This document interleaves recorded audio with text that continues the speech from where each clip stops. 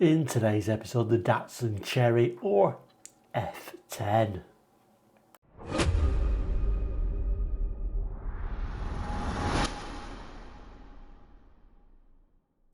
Hello and welcome to Quarterlight, your car brochure channel, the channel that brings you car brochures from around the world for the 60s, 70s, 80s and 90s and sometimes beyond that as well. So if you're interested in car brochures or just generally looking at cars that bring back all those memories, then please do consider subscribing. Anyway, back to today's episode. Yes, we're going to look at this lovely Datsun brochure, so let's throw it on the board now.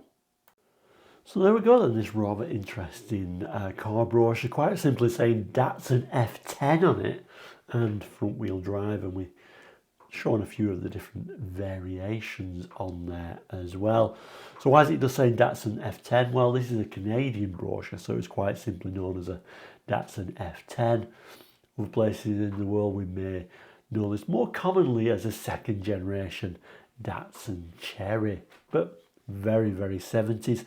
I don't believe, we might find one, but I don't believe there's actually a date on this, but the second generation Cherry ran from 1974 to 1978. And actually in Japan this was known as the F11, so just confusing things even further. The Datsun F10 for North America, F11 in Japan, and then I think in the UK we would have known these better as a Datsun Cherry. Like I say, lovely styling. I'll just throw you the back page before we go any further, because we do have a dealer stamp actually down here for Kamloops Datsun Limited in Kamloops in British Columbia. And then the sort of code for the brochure itself doesn't appear to be one of those that tells us the date. Anyway, let's go back to the front cover. So it shows us what models we're going to be looking at. And interestingly, even just by looking at this picture, we can tell this is a Canadian brochure rather than a US brochure, because in the US, it was only available as this rather interesting looking coupe and this estate or wagon, as we probably should refer it to. You couldn't get this little two-door sedan type one in the US, rather interestingly. Anyway, let's open the brochure up and have a look inside. So when we open this brochure out, it's quite a long brochure actually, but you can see it's just a four-sided type of brochure with lots of nice imagery. It's very 70s. I don't think this brochure could be any more 70s, to be honest with you. I think we'll start with this little bit of an introduction type thing, and then we'll work our way around these very 70s pictures. It tells us F10 or Datsun F10, front runner in looks and performance. The distinctive F10 has a lot going for it up front. It moves by front wheel drive, so it carries you around tight turns better, and with all the engine's weight over the drive wheels. It goes through snow and slush covered roads with ease. The F10's powerful 1.4 litre engine produces 80 bhp and has proven to be rugged, responsive and gas stingy. The rack and pinion steering, power assisted front disc brakes and effortless 4-on-the-floor transmission gives you exceptional control of the car in all situations. And that's just the beginning. There's lots more to appreciate in this gusty F10. There's more legroom to stretch out in, because the sideways mounted engine gives more of the car to the passengers. For a smoother ride, better handling and road holding. Datsun has equipped the sedan and hatchback models with fully independent suspension, both front and rear, to enhance the wagon's load carrying capabilities, or abilities I should say. A rigid rear suspension was specially engineered. And then we can see as we move down, we get these quite crude little drawings of the suspension system. It goes on to tell us, and there's the car full of features that make riding in the Datsun so agreeable for everyone. Reclining front bucket seats, carpeting that runs wall to wall, all-round tinted glass, full instrumentation, an electric rear window defogger, a ventilation system that keeps fresh air flowing throughout the whole car, and thoughtful little Datsun touches like a trip meter front and rear ashtrays, and assist straps for the back seat passengers. A 65 amp hour battery that packs the power necessary for those cold weather starts. All standard equipment for your driving pleasure. Throughout, the Datsun is one of the most comprehensive anti-corrosion systems ever devised for a car, and behind it all is Datsun's renowned engineering. Now, I don't really remember Datsuns of the 70s being particularly good at resisting rust, I must admit. Anyway, so between what's in front of it and what's behind it, you've got a lot going for you. The F10 is Datsun's proof of leadership in the very specialised class of front-wheel drive vehicles. F10 has a well-appointed and colour-coordinated interior to sit in and relax. Its fully reclining bucket seats and luxury carpeting make travelling a pleasure. New this year, some colours of F10 sedans and hatchbacks come with attractive optional cloth seats. Soft and comfortable, they will enhance the interior of your F10. And then we get this very, very 70s brown interior. And then it's basically going to introduce the 3 models available for Canada. So this, what's referred to as the sports hatchback, this 2-door sedan, which the US didn't get, and the F10 station wagon with this almost like pretend wood on the side. That's an interesting one. Anyway, we will start with the sports hatchback with the text, I think. The stylish F10 sports hatchback gives you a tachometer, electric clock, AM/FM radio, console box, competition steering wheel, sporty shift knob, chrome trim rings and caps, steel belted radial tyres, and a 5-speed synchromesh transmission, all as standard equipment. These, combined with rack and pinion steering, 4-wheel independent suspension, and a fold-down rear seat, make this the ideal sports package. Now, although I don't really think these were the perfect cars for North America, certainly this is how these Japanese cars won through, wasn't it? So much equipment on what would have been a relatively cheap car, and it's even got a 5-speed gearbox, which I was surprised to see. So this one starts with a very 70s image, doesn't it, of this sports hatchback or coupe, whichever you prefer to call it. Not the most practical of hatchbacks, I must say, with this huge area that you're going to have to lift your diving equipment into, but certainly it makes for a very interesting design nevertheless. Quite like the sort of decals on it actually, where it says Datsun F10. Overall an interesting looking car overall, I think, that one. And here is the dashboard. It says full instrumentation always keeps you well informed and in command. Controls are easy to view and easy to use, all designed for your comfort and convenience. And like it told us, we do get a rev counter on there. Looks a little bit odd with this sort of like clock in the same image, I think, but yeah, not a bad dashboard for the time period, if not the most ergonomic. Now you notice on this sports hatchback we do get a little bit of a sporty steering wheel. And then we get this slightly more ordinary looking model, the F10 2-door sedan. Style, safety, dependability and durability are all blended beautifully in this front-wheel drive sedan. It's loaded with built-in features that are often extra cost options on other cars.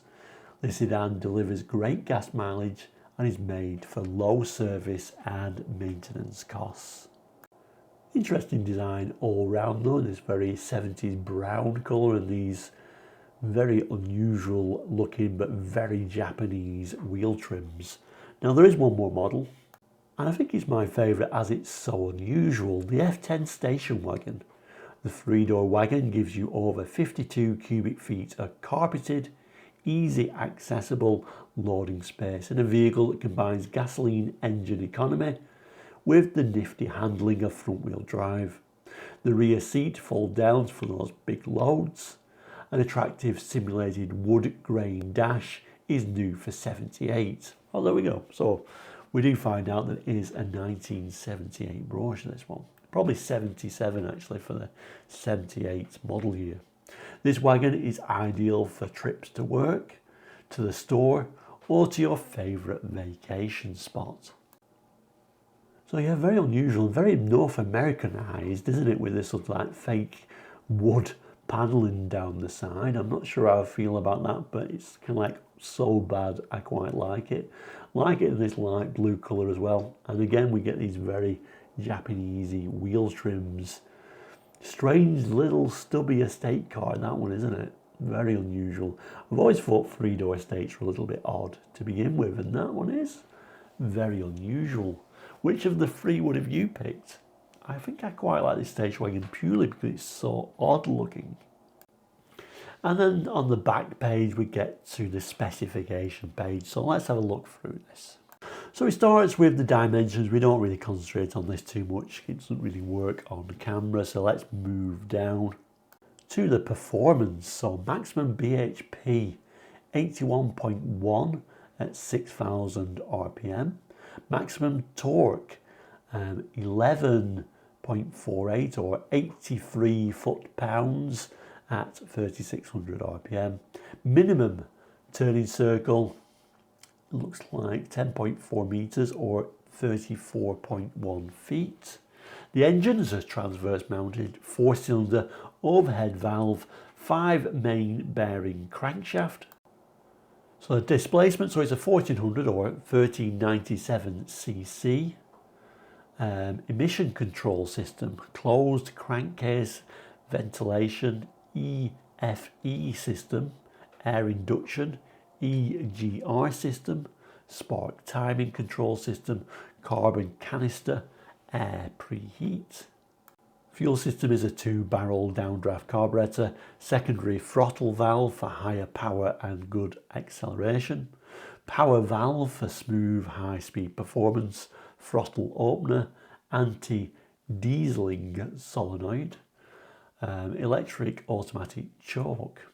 It then shows the fuel tank capacities, the electrical system, which is 12 volt 65 amp hour battery, lubrication system, full pressure fed, full flow cartridge type oil filter, cooling system, pressurized and thermostatically controlled electric fan, coolant capacities on the Nissan lifetime coolant to minus 35C.